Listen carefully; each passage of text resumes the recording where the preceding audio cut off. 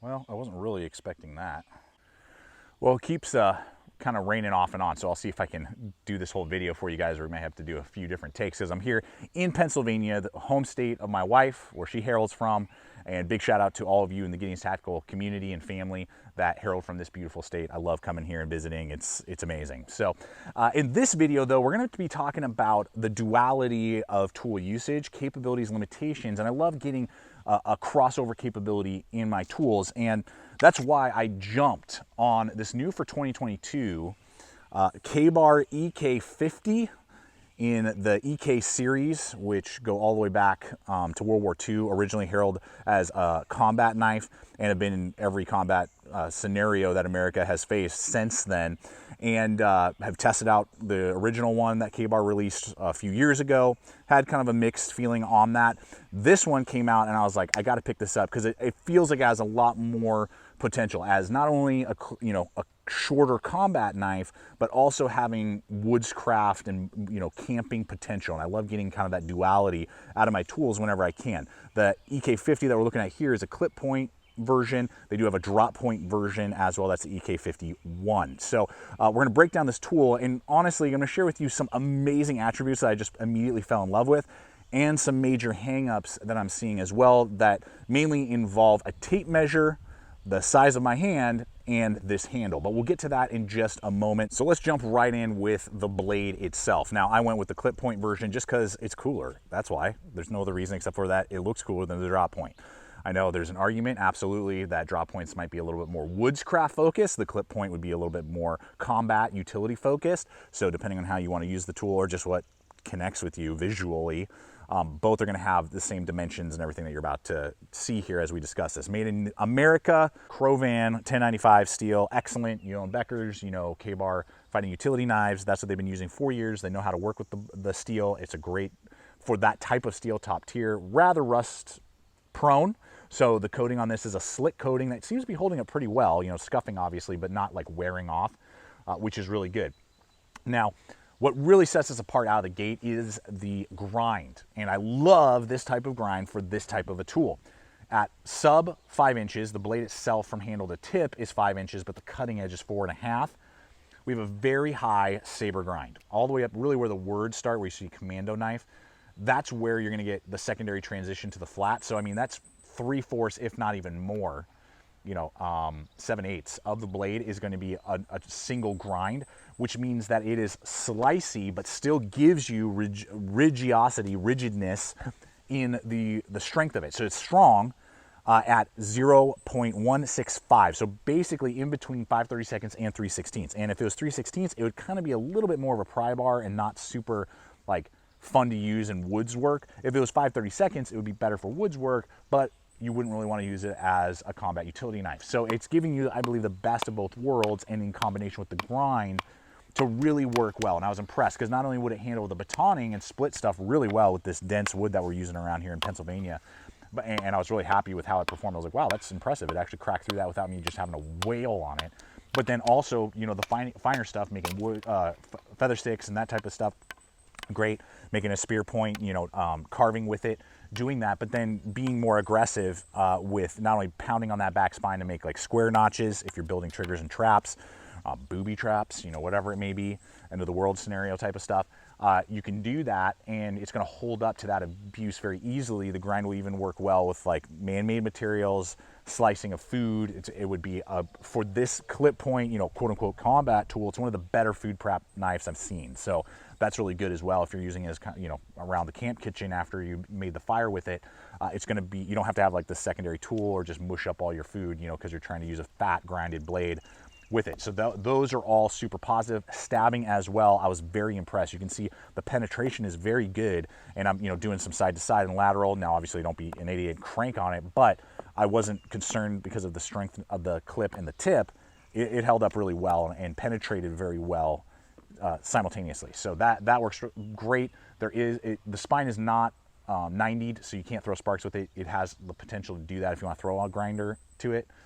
You could easily do that, but it does have rounded edges. But overall, the blade shape, particularly the clip point, is this great. It really is a great crossover blade for combat utility and woodscraft, because of how, honestly, how thick they went with and how steep and high they made the grind. Now the sheath stands out a little bit as well because it's made right here in the USA, so that's a benefit. A lot of knives, you know, they're made in America, but the sheath is made elsewhere, so made right here in America. It's not your standard material that you might be familiar with. It's a brand new material that I've never heard of called Celcron, I believe is how you say it, Celcron.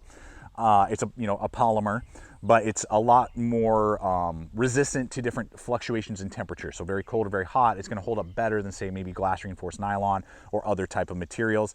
I haven't seen it dulling the blade.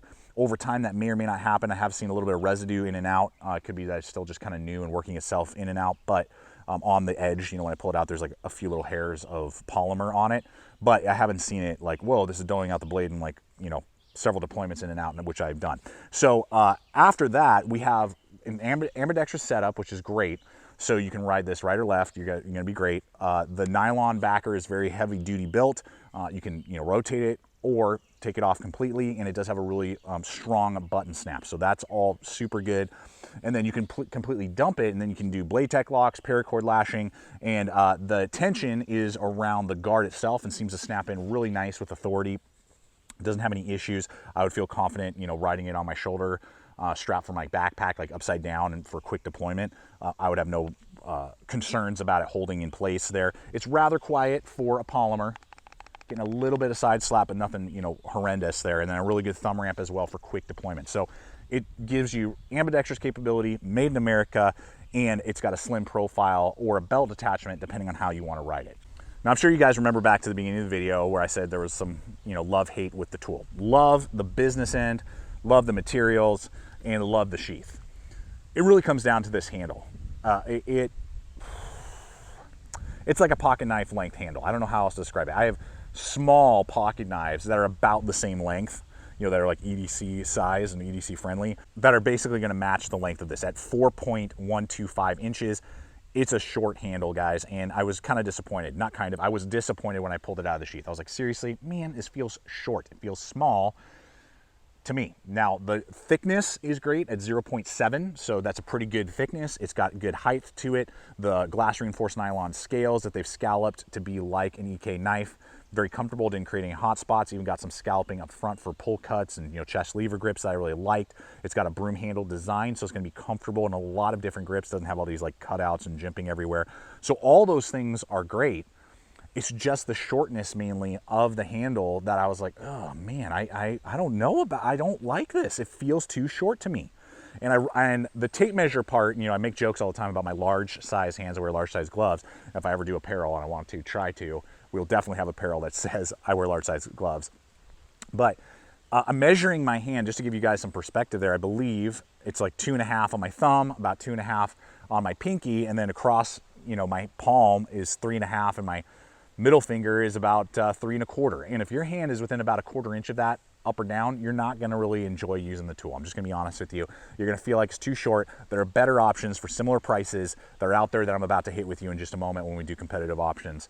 So stay tuned for that. But yeah, I mean, it held up great, you know, beating and batoning on, didn't loosen up at all. The cool, you know, it looks super cool. The guard does what it's supposed to, but if they had even brought in the polymer and brought it down, it would have made the guard a little bit more comfortable. When I was doing, you know, a fine woodscraft, you can feel it, and because it's just this little piece of metal rubbing on your finger, didn't create necessarily a hot spot, and it's milled properly, but it's just more annoying than say if the polymer had come down and encompassed the guard, you know, parallel on either side. So that's part two.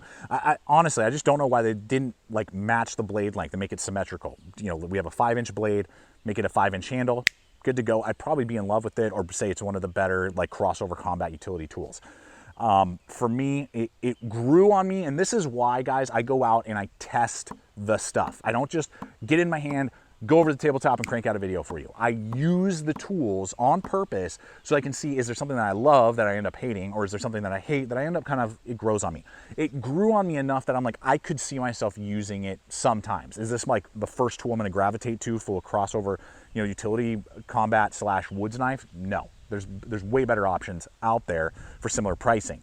But if you just love this design, or you have small to medium sized hands, I think it'll get the job done. And even with piercing particularly, I want to see how stabbing would be. You know, I rest my thumb right there, boom, I mean, I was not concerned about sliding up and hurting myself, you know, cutting my hand. I felt very much in control of the tool. And it feels fine in all the leverage points. It's just the exposed guard in tandem with a very short handle that really leaves me going like, ugh, it's not top choice. And so as we run into competitive options here in just a moment, I will hit price. I paid about $105 for this over at GP Knives. That's the normal going rate, which I think is pretty competitive. So I will have a bunch of links for you guys below, not only to this tool, if you have maybe small or medium-sized hands, or you just want to collect all the EK knives, you just want to give it a shot for yourself. Do appreciate when you use all the hyperlinks, not only to this blade, but also the other two options that I'm running in for you guys. Those will be in the description box below. I've got to run this into the BK18. Now, I've had this for a few years. It's a great competitive option, made from the same company, same materials. Will come with a polymer handle, very similar, but you can see here that when I line up the guards, you're getting a much bigger handle than on the EK. About the same thickness and like kind of dimensionally, but just a little bit longer, more contouring. And because of the sweep and more gradual than the very abrupt guard here, it just feels a lot more natural. You're gonna get a way bigger sweep, but still get, you know, like the piercing and clip point that this has. It's going to come with an ambidextrous polymer sheath, not that cool new material, but still good. And they're going for about $100 right now, so a little bit cheaper. And I will, if you were to ask me, hey, I'm looking at the BK18 and I'm looking at this EK50 or 51, what would you do? BK18, not even a second thought. That's what I would go with first over the EK50. So just some food for thought there. And then as a secondary option, the Line Steel M5. This has Sleipner steel, which is like a modified D2, so it'll hold its edge longer and be more rust resistant than 1095. You can find them right now, depending on where you look, for like 130 is the cheapest, up to like 160. So on the top end of this EK, but you're gonna get micarta, you're getting a bigger, fuller handle, like I'm showing you, more contouring with the scale going down over the guard more, so that just makes it feel more comfortable. Has a very similar high grind, but still kind of gives you this crossover vibe to it. Made in Italy, won't have as good a sheath. The K-bar does have a better sheath. This nylon's kind of and there are some leather versions for that Line Steel as well. So just things to kind of think about, but they're in the kind of same family of crossover blades that you might be considering. And so guys, there you have it. I hope that this video has been fun and entertaining, but also giving you the data that you need on whether or not the EK50 is the right tool for you, or the 51, or just, you know, to pass altogether. I look forward to seeing the comments. Leave a comment below. Let me know what you think. Particularly if you own one, give some feedback on that, on your perspective of the tool. I always appreciate you owners of the gear, particularly leaving the comments, because that just helps us all gather data. And that's what I'm always doing here, is giving you guys feedback so you can make a wise choice. What's the best tool to put in rotation, to purchase and have and use and love? So appreciate you guys. And until next time, always remember, stay equipped, stay prepared, and I'll see you out there.